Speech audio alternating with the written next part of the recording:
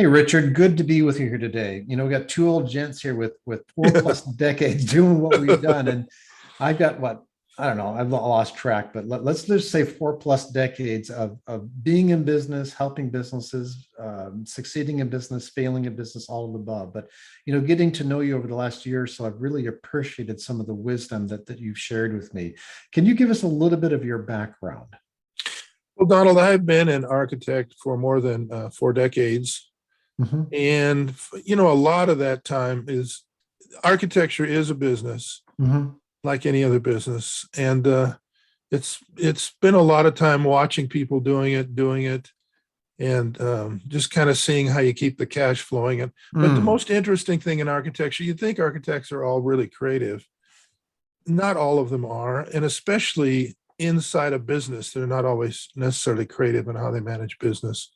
So my interest has really been in creativity and innovation, not just in doing a design, but also how to be innovative in doing a business, and how to bring people into the process and not just isolate yourself and do an architect in your room by yourself, but how to bring everybody into the Hmm. creative process.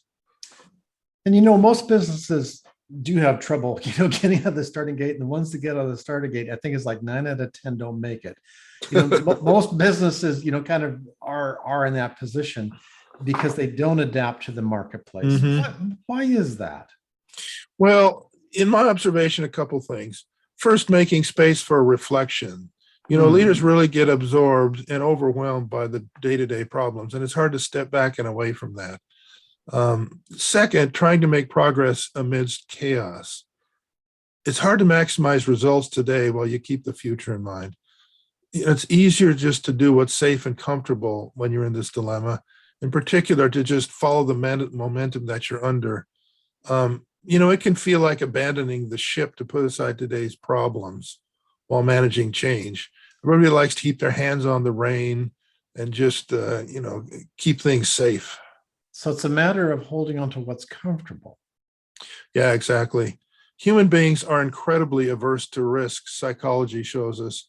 Well, people like Kahneman and Tversky have written whole books on the kind of things we do to avoid risk. We'll practice any number of reactions to avoid uncertainty and feeling uncomfortable. Is that like an instinct of survival? Well, it actually really is. We prefer to react to the environment rather than be really active in working around the environment. It's the old metaphor: is there a tiger in the bushes, or is it just the wind rustling? How do you overcome that? Well, what I've been able to do in my practice is find something is navigate is find something that helps you navigate like a compass in the world in the woods. Yeah, I have been able to find something that's stable in spite of the environment that changes around us. How do you do that?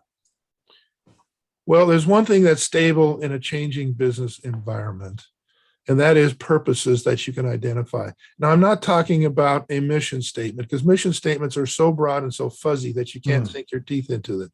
What I've discovered in my work is purposes are granular. You can find all sorts of purposes in components within your business, as well as higher hierarchies of lower and higher purposes that you can give your attention to.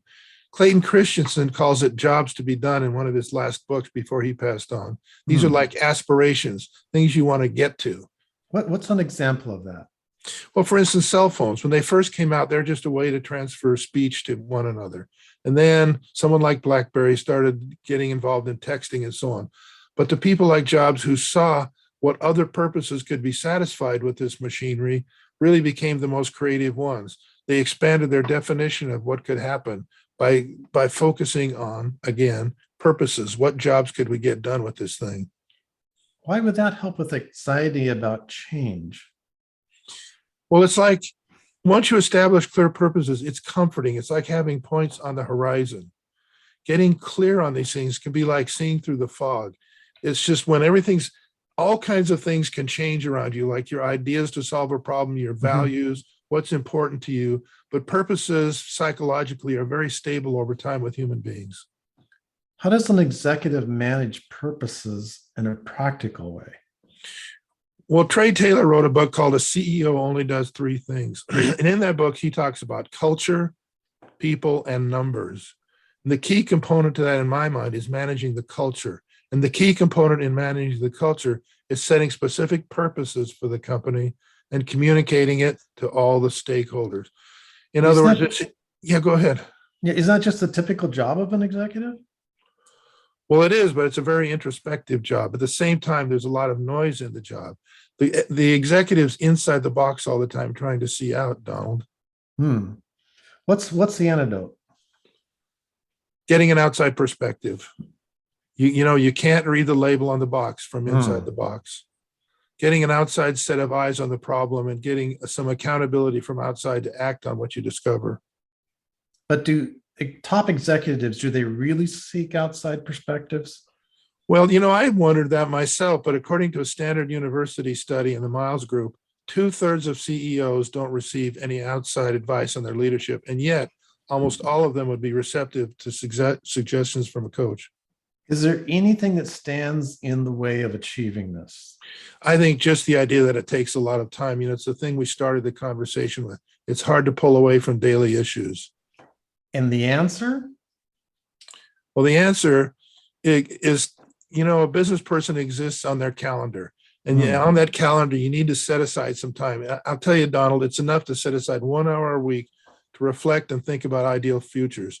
Give yourself permission to ride above the waves and set your sights on the horizon. What if everything looks to be on track? You still need an advisor, Donald. It's good to get validation that you're on the right track. If you're on the right track, let's pour gas on it. How can a top leader, an executive, actually get done what they want to get done? Well, 1 hour a week really can change your perspective and accelerate how fast you can get things done. Faster and easier is the answer. And the way to do that, of course, I'd like you to contact me, find me on LinkedIn, find Donald. Donald and I work together all the time. But just contact me on LinkedIn. Let's get a conversation started. And let's just talk. Maybe I can do something, maybe I can't, but for sure, a conversation is a starting point. It's worth a conversation. Take action today. Absolutely. Now, just find me on LinkedIn. My name is Richard Kielbon. That's Kielbon. And Donald Stojak is on LinkedIn as well. Yep. Find either one of us and let's get a conversation going.